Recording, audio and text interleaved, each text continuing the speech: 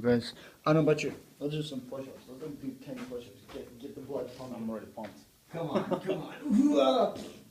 I'm pumped already. Come on. I'm wearing a dress shirt. Anthony, do it. You get that blood pumping.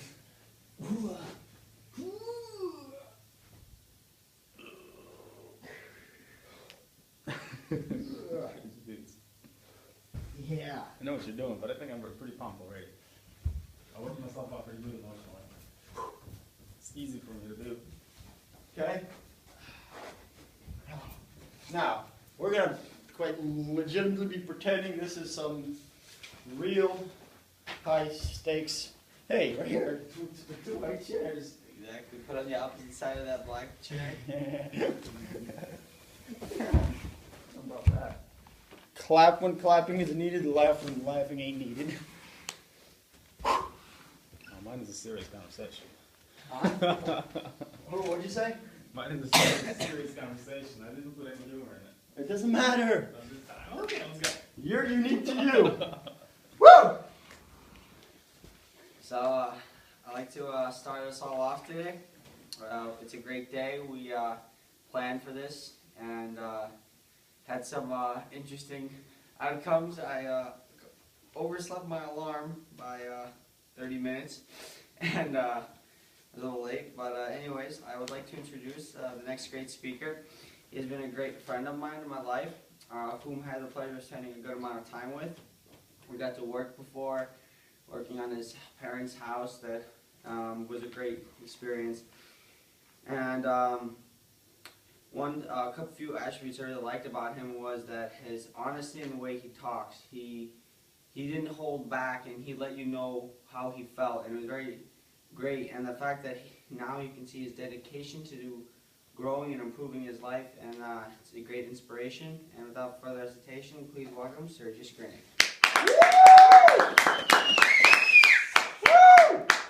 Yeah! Go get him! Ah.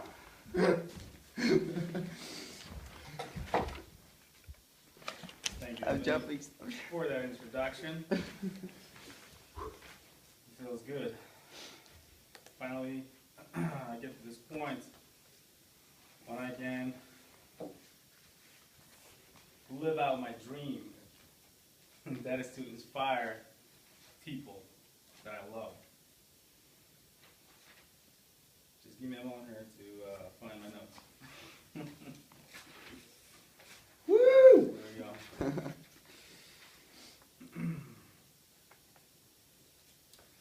I'll start off with my life story, and I think that will be a great beginning to get to know me and where I came from, where we're going, where I'm going, and where I hope you are going too, as a part of your life journey. My greatest pain in life was the betrayal of my wife. I was devastated.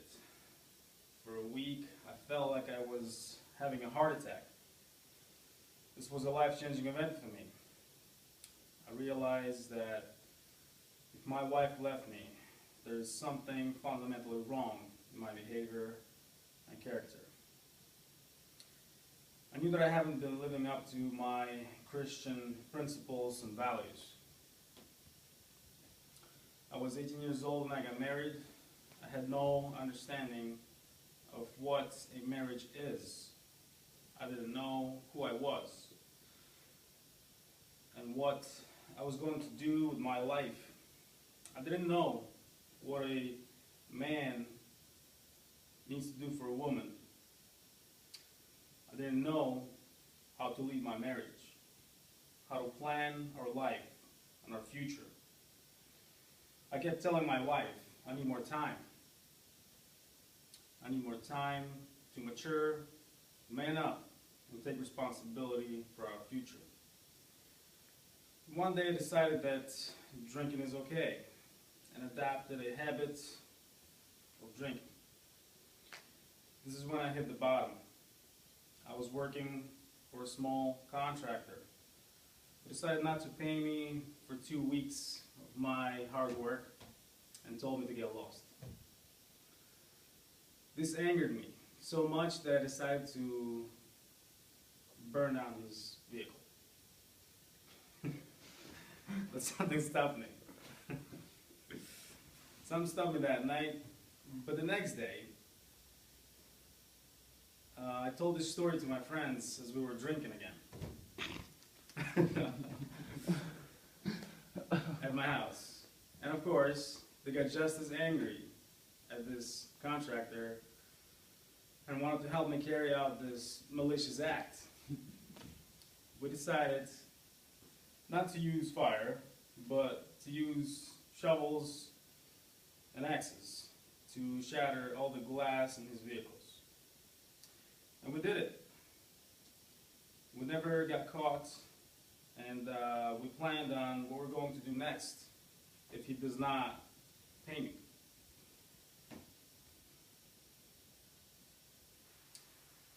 As we were planning future actions, one of my buddies suggested I can start shooting at his house from the rifle, just for $300.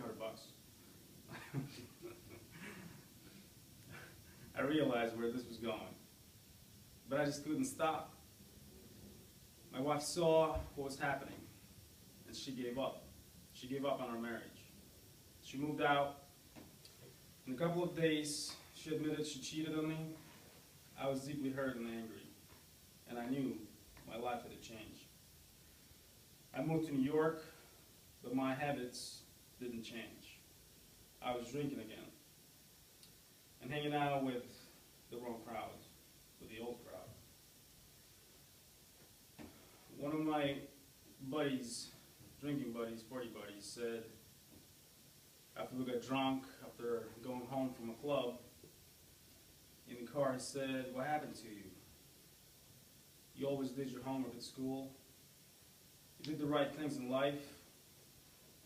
You became one of us." This made me feel guilty and responsible, not only for my actions, but the influence and example I was having on other people. This was a turning point. I decided I would join the church and fix my life.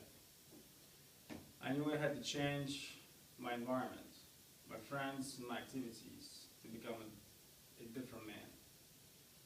I joined Russian Church of Albany and decided I am going to give it my best to live an honorable life. I had my ups and downs in spiritual walk. I stayed sober for 7 years and recently got drunk again. This prompted me to examine my life again and make new changes to overcome my depression, which caused my poor decisions. I realized I must follow my dreams and will never want to get drunk again if I follow my dreams. I knew I will never be depressed if I follow my dreams. I know that from experience. So who am I? I'm the voice of hope. I'm the encourager. I'm the faith builder. I'm your fan. I am your dream reawakening machine. Woo! Come on, Yeah! I have a dream that is to awaken people's minds, to remove the white flag of defeat and to raise the flag of victory instead, the flag of hope and courage. I believe in people. I believe in you. Woo! I believe in your potential. Yeah! My goal is to create a movement across the country and the whole world. A movement of positive change. A movement of renewed minds, victory minds. I want to awaken a generation of dreamers and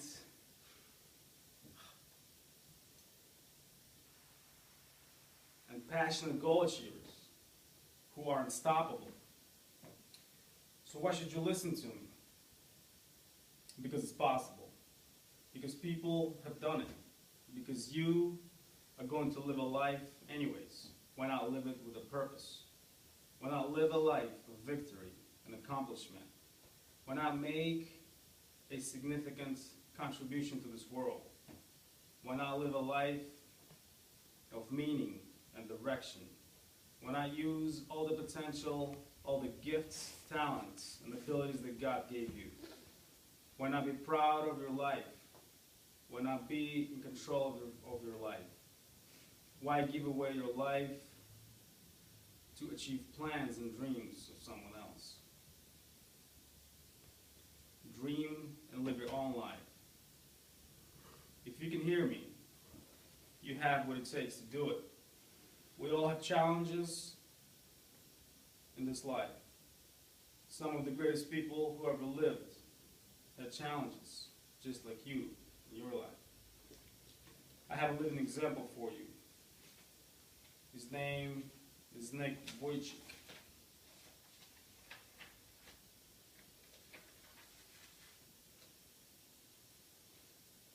He was born in Australia in 1982 without hands and feet. Nick not only dealt with the typical challenges of school and adolescence, but also struggled with depression and loneliness. He questioned the purpose of life, or if he ever had a purpose.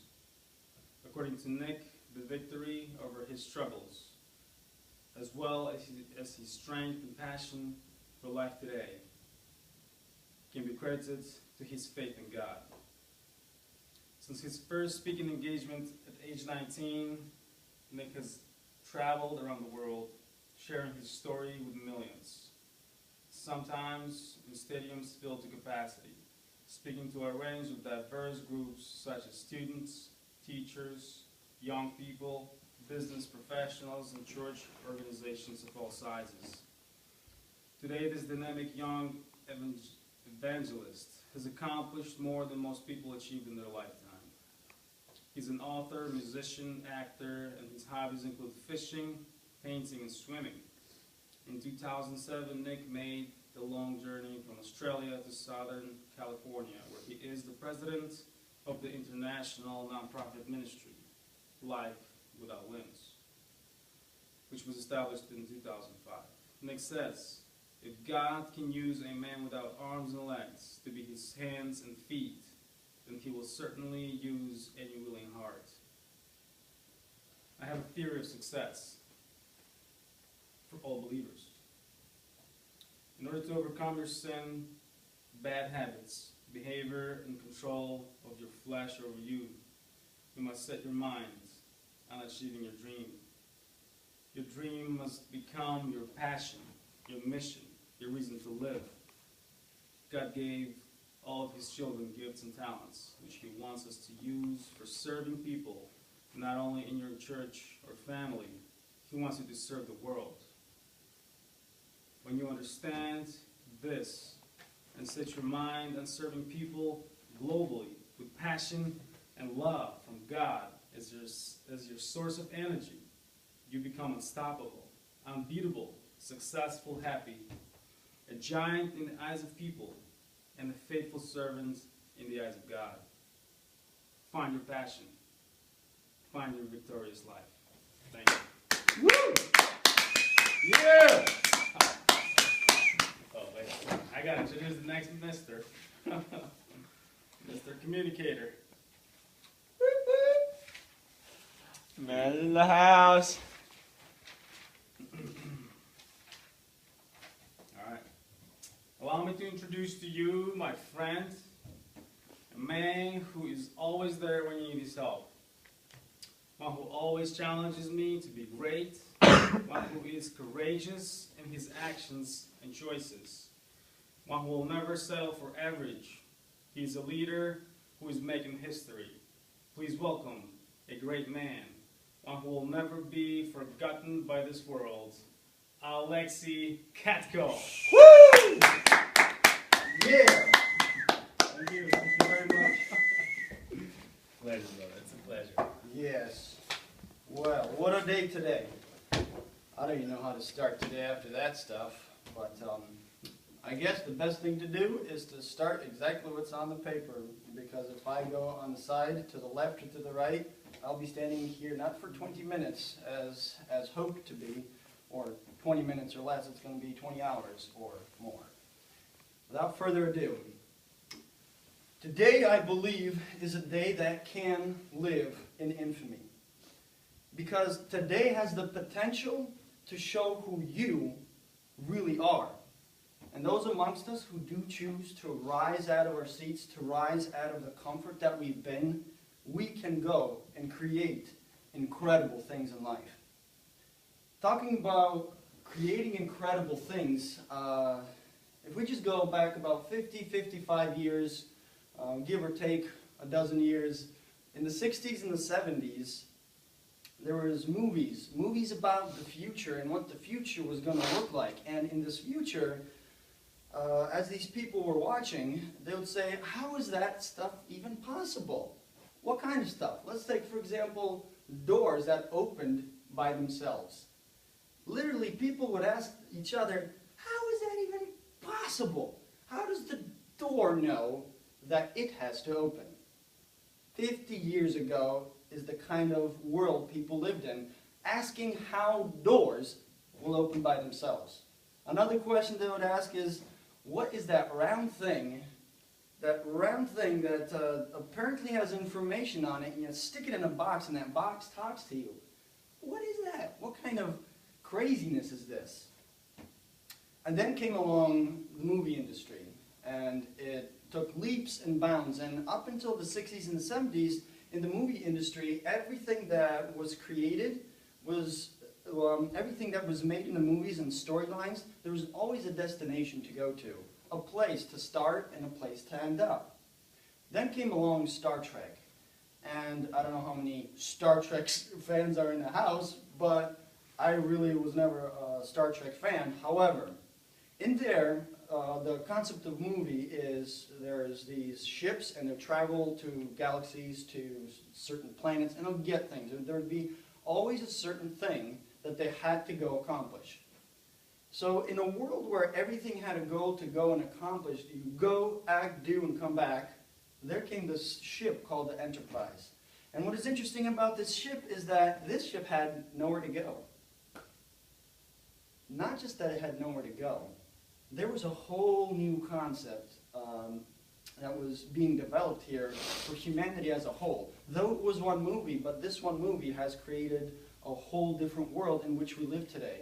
This ship was not that it's not that it had nowhere to go. They were trying to show to people it was limitless. It had places to explore that have never been explored, things to see and things to experience. And from that day on, here we are today in a community, in a culture, in a world where possibilities do exist. If you are familiar with astronomy, we live in this thing called the Milky Way galaxy. And a few dozen years ago, science claimed that there was about 100 billion stars in this galaxy. As of last year, they just bumped it up to about 300 billion stars in our Milky Way galaxy. And it's interesting how our minds, and this might seem like a jump for us, however, I would like to present to you, it's interesting how what is created in the universe is very similar to what is inside of our minds. And what am I talking about? There's a great thing called these neurons. And what they do is, it's thoughts. And they say inside of our minds, there are anywhere between 80 to 100 billion neuron connections. What is a neuron connection? It's a thought. It all begins with a thought. How do you get a brain that is connected so that you can go and achieve great things? Simply, it all begins with a thought. How do we become epic achievers in this world? In a world where, though there's much possibilities, many have given up and sat down and on their hands and now just sitting and waiting to die. Well, the answer is very simple, like I said. Begin with our thoughts. And not just thoughts, but to become thinkers. The more we think, the more we grow. The more we grow, the more we see the possibilities. Thought alone thought alone does begin the process of change. However, it alone is not going to change your life. Yet it alone will start the journey of achievement, a great achievement. And what journey and achievements am I speaking of here? That's the very one all of you have come here to learn about. What is this journey we're going to?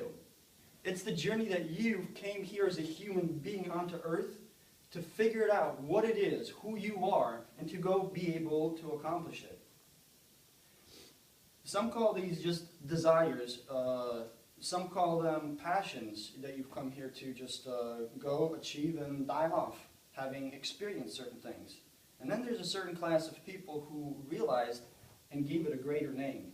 They call them dreams, things that we achieve beyond one thing. It's something that we create of our lives here on earth. Dreams. We do all have them. We all have come to a point in our lives where we feel it, that we have it. It's deep inside of us. It's a seed that's ready to grow, as we heard before. It is possible. However, I'm not speaking just of the dreams we have at night. I'm talking about dreams of the heart. Often in life, when we have a dream, when it sparks, when that first spark and flame starts to come, we go into life, we start trying to living it out, and the challenges are just too great to overcome. So we lose our heart, we give up. And we give up until we're taken up, and never accomplishing what we came here to do. Today, here, we have gathered to encourage one another and each other that it is possible. It is possible to achieve. Let's take, for example, a few other people. I'm not going to give you their names, but I think you'll probably catch on to who they were. Our predecessors. Take, for example, this one woman. She had no sight, she had no hearing. She said, it's fine, it's okay. Goes on writing some of the greatest books the world has known. Let's take another gentleman from across the world. At age 26, he can't read. It's fine. I'll grab a dictionary and learn. 10 books later, billions of dollars later, the world is being impacted. Millions of people. How about this story? A personal example. I strive to be a swimmer. It was my goal. In 9th grade, I wanted to do nothing more than become an Olympic swimmer. However, I got to experience this explosive moment, quite literally an explosion, and I said, you know what, not right away, I said, it's all right. I could shake the world. If this thing could shake me, I could go and shake the whole world. Let us not give up and let up, but to stand up and get up until we are taken up. You see, by 12th grade, let me give you a few of the things of my life history, or my past. By 12th grade, well, my birth, I was born on the other side of the world in a place called Kazakhstan.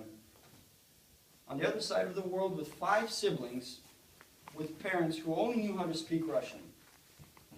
By miracle after miracle, we ended up here in America. By 12th grade, I've broken 9 bones, had thousands of stitches, 9 operations, had death almost give me a tight hug, but instead I got away with a high five. I had the equivalent of a grenade blowing up in my hand, and failed by 12th grade in 30 businesses that I had as a plaque on my wall. I trashed that plaque after 12th grade because I thought it's not going to help me much if I stare at it too long. All of this by 12th grade, by my 18 years of life. Now, you'd think that things got a little better after that, right? Well, just sit still and you'll hear a little more. It has been 10 years since I graduated. It has been 10 years since I turned 18. I failed bigger, I failed harder. I pursued my dream, I got hurt, and now not able to do what I used to do. I lost my ability to provide for myself for a period of time, and I lost my desire to live altogether. Does that sound fun and happy? Does it sound like I was born with a silver spoon in my mouth? No, not at all. On our move to America, all I would have to bite was, what I would have to play around with was glass bottles. That's what I would bite. That's the stuff I had in my mouth. Never mind a silver spoon, any spoon of sorts. It was glass what I had to bite for. Why am I here? Why am I here in life, and why am I here today? speaking up here. Because a few people in the past have paid the price and decided to pursue their dreams so that they can turn around and inspire me, my friends, my family, and those who choose to pursue as well. Why am I here right now? That I may inspire you and your lives and inspire the you in you to go and achieve great things. And how, once again, does this great achievement begin? One thought at a time. One neuron connection at a time.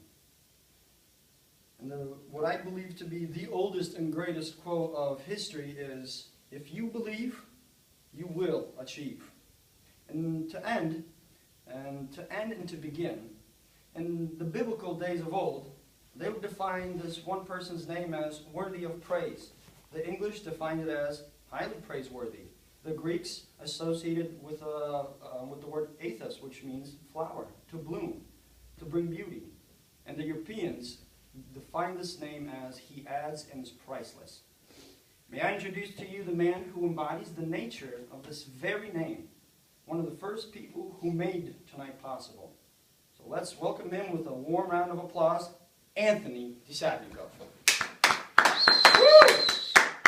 Yeah! Thank you. You're welcome. It's a pleasure to be here today, and thank you for that beautiful introduction. I just want to start off by giving a little bit of my life story. I grew up in a nice Christian home with a mom and a dad and 2 other sisters to start off with. I was born in Massachusetts and in a little town called Ware. Where? Yeah, Ware. A great joke my mom used to play us and the kids when we would ask, where were we born? She's like, where? You're like, yeah, where were we born? She's like, where? And well, she had a good time doing that with us. We didn't get the point for a while. But we grew up there and we lived in Belchertown, not that far from we lived in South Hadley, not that far from my grandparents in Belchertown. And life events took it that my parents ended up moving to Albany, New York, next door to our cousins, or second cousins, whatever you want to call a big Russian family in the name titles. And that is where my journey of life so began. We had woods, so we explored as kids, and I had an overall great childhood, and my parents did the best of their ability, but we had some tuffles, and around the beginning of my teenage years are when my hope ended up being shattered by someone I look up to, who was my dad.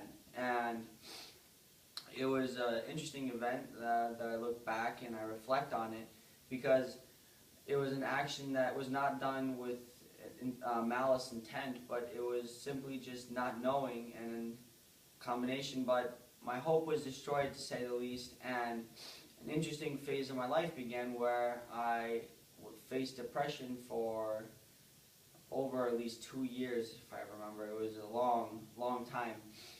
And at that point, I lost the will to live. I did not care if I lived or if I died, but I didn't have the courage to take my own life, so I kind of lived the policy of party, do drugs, drink whenever you can, and if you go, you don't really care anyways, don't matter.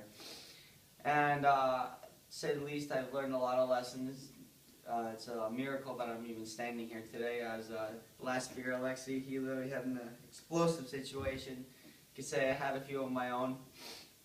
And so that is kind of my background story. And in the past, say 6 months, I've had a major transformation of when I started thinking. I had a great mentor who asked the correct questions and started a fire within me to pursue truth, to want to know knowledge, and to not stay where I was. And 6 months later, I stand here and kind of feels as if, I don't know how I got here, but that'd be a lie, because I know pretty well. So I'd like to share with you some key concepts that I learned on this journey of how to accomplish great things, how to do our goals, and how to really pursue what we wanted to do.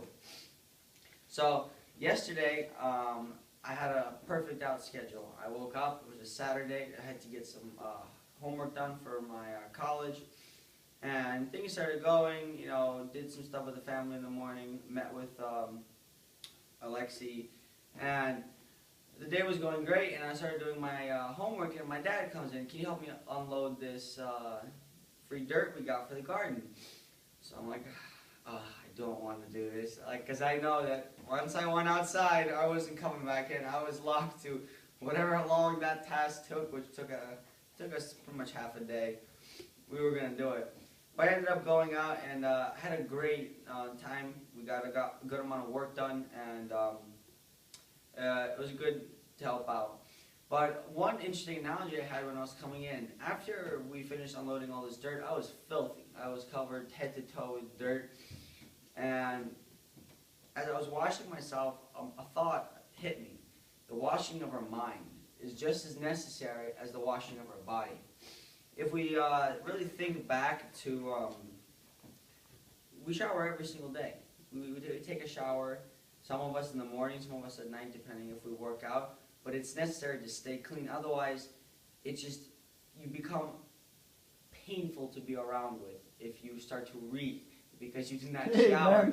And the same way, if our minds are not cleaned on a daily basis and a weekly basis, and there's not a constant effort put in, we will naturally become people you don't want to be around with.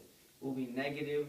We will have things and deal with things that we don't know how to handle, and it will be annoying because we think that we have no power over it.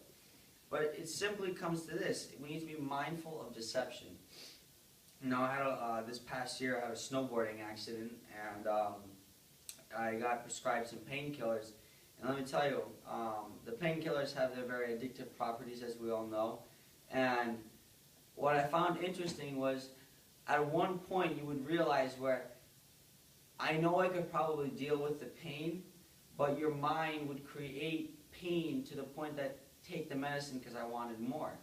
And it was so good that I believed myself. I'm like, I'm actually hurting, so you would take it. And only after, when you're sitting and the prescription ended and, you know, La La Land slowly started to fade away and pain started, reality of life started gripping, I realized, wow, I really lied to myself and believed it.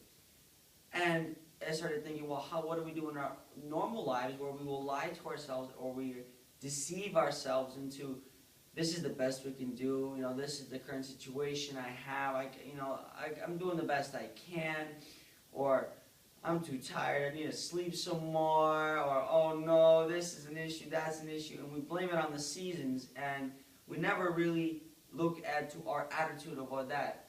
So not only do we need to be mindful of deception, but we also have to clean our minds. We have to filter through what goes, our thoughts, our process. You're saying neurons, it's important because it's one thought that can ignite your drive, your passion to pursue your dreams and goals. So it's important to be mindful of what you think and what your cycles and traps are. Now the next key idea that I want to focus on that really helps in achieving your goals is the cell analogy, as I call it. This is a great analogy because a lot of times when in life you feel as if things are happening, you don't know, it's overwhelming, there's so many parts moving, you're like, how is this all happening? How am I supposed to do this? How am I supposed to get this done? I realized the simple answer is, it doesn't matter. It doesn't matter how it happens. The same way the cell does what it's supposed to do. Our skin cell, it does the processes. It has what it understands. It's got the skin, the nuclei, the powerhouse, the walls, the membrane, you know, 6th grade math. But the general is, it has its task that it does, but it does not understand its greater purpose. It doesn't understand that it's part of me, but it does what it needs to do. And in the same way, as is our body is a combination of small things, each doing their part, that is the pure magic or the simplicity of pursuing your goals. It's simply doing what you know you should be doing and when you should be doing it, with the faith that everything else will be done when it needs to be done. It's you do your part, and whatever other part, you leave the rest to God. It's giving the faith of having, all right, I'll do what I know I need to do, but the rest, I don't know how it's going to happen, but I don't need to, because it doesn't matter. It's everything does its part, and you don't have to understand every part, and that's the beauty of it. It adds a ease of mind, not because it's very complex how certain things happen. You know, we have life situations where like, how did I run into this person? Or how did I even meet this individual? And it's crazy, and the greatest thing you don't need to know. And as we kind of look at developing, so now we know that we need to continue to do what we need to do. The next commodity that we need to think about is our time. It's very precious, and we're really good at wasting time. You know, we like doing what we do, and a lot of times when we should be doing something like homework or studying, it's really easy to get off track and, you know, get distracted. And as you can look at it, there's another analogy that I love to bring up. It's if you have a water system or an air system where all the fittings, say one can hold 300 psi and one fitting can only hold 100, the system is only as strong as 100 psi. It's only as strong as its weakest point. No matter how much the other things can take, because that one fitting can't take it, the instant you put any pressure on it, it's going to blow. And taking that analogy and applying it to my own life, I realized I needed to look for my weak points, the things that take my time, take my my thought, my capacity, my brain, that distract you, and deal with them, because it's easy to deal with small little things that we have, our little quirks at a time. When we deal with the small weak points and we strengthen them, our system continues to get stronger. Our lives continue to grow and to get bigger, because we're getting one system, you know, where our weakest point is becoming stronger, and we're constantly moving. And once you have that process, you'll start to naturally look back in life. And that would be the next point I'm trying to bring up, would be learning to look back on your week, your day, analyzing, and it's very, I would recommend, I started, is keeping a journal. And it's very hard to write, and we don't like to do it a lot, because sometimes it feels counterintuitive. But it has us a lot of benefit, because then we can look back, and when we say, like, what was I thinking? Well, let me look. You know, you can open up your page, and right there you can see, well, this is how I felt that day. So you have information on where am I not strong, and that way you can continue to improve, develop, grow, and pursue your goals, because you're constantly in tune with yourself. You know where I need improvement and where I don't. And I would like to wrap up with my last point, is to love reproof. Critique is another word that we call reproof, or criticism. It's really easy, and our natural inclination is to become defensive. But when you realize from the wisest man on earth, Solomon, he says love reproof, and he doesn't say it without meaning. There's a reason, because reproof is like gold. It's the correction steps of your weak points that are free from people around you. If you're just willing to listen and you push aside your ego, your pride, and your feelings, and take it at face value, to hear out an idea of a recommendation from someone, but just to be an individual who's not afraid to make mistakes, one, but two, is also not afraid to listen to what people say he could do better or not. So that's what I found has been a key points in my life of change and progressing forward, and I'd like to relay that on to you, and I'd like to tell you that you have it in you. You guys have that potential, and you have your skills, your talents that you were just given individually, and I'd like to encourage all of you to pursue that relentlessly, because you invest the time or not, it doesn't matter. It's going to pass by. 5, 10 years is going to go by, whether you're applying yourself to it, investing into the future or not. So be wise, invest into the future, pursue your goals, your dreams, your aspirations, and I would like to end it today with God bless everyone, and it was a pleasure being here. Thank you for having me. Woo! Yeah. Hey, man. Well done. Well done. Well done there. Congratulations. Yes. Woo! Yes. First awesome meeting. Yep. As you see it. Video selfie. Yeah, whatever. Yep. Our first motivational weekend. Yep. Awesome. More to come. Yeah. How's it feel? How does it feel? Surreal. Surreal, Serg? This is awesome. This is a great beginning for all of our lives. Woo! Out of the comfort zone. Yeah, same here. Tune in to the next time, next weekend.